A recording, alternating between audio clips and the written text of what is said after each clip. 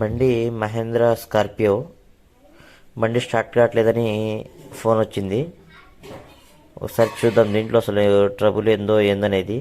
Already wiring అవి మొత్తం check చేశారు, మొత్తం బాగానే ఉన్నాయి. ఒకసారి మనం కూడా డయాగ్నోస్ చేద్దాం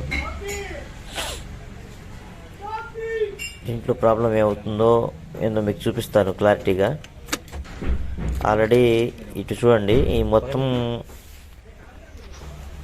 మొత్తం చెకింగ్ అనేది అయిపోయింది.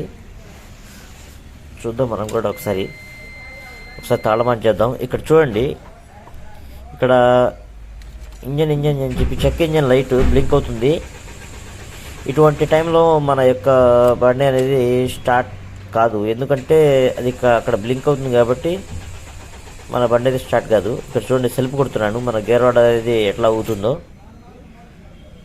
అక్కడ చూడండి, చెక్ లైట్ అనేది బ్లింక్ అవుతుంది. ఇటువంటి టైంలో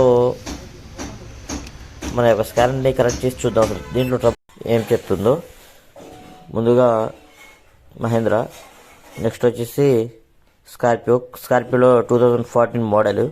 దీంట్లో 10 ఫాల్ట్స్ చూపిస్తున్నాయి, ఇంజన్ లోపల 10 ఫాల్ట్స్ ఉన్నట్టు చూపిస్తున్నాయి. మనం ఏం చేద్దామంటే ఒక్కొక్కటి అక్కడ ఏం చెప్తుందో చూసుకొని, ఇక్కడ చూపిస్తుంది P183B EMS is locked state, అంటే మన యొక్క ఈసీఎం లాక్ అయిపోయింది.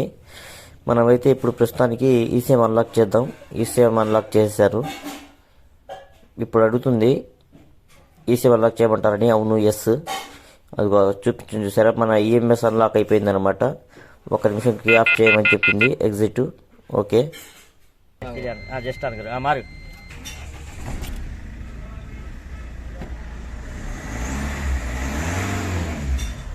మన బండి అనేది స్టార్ట్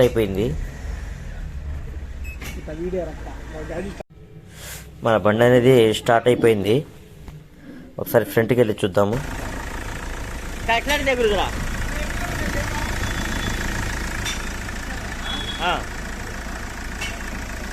ఇలాంటి వీడియోల కోసం మన యొక్క ఛానల్ని సబ్స్క్రైబ్ చేయండి మరియు షేర్ చేయండి.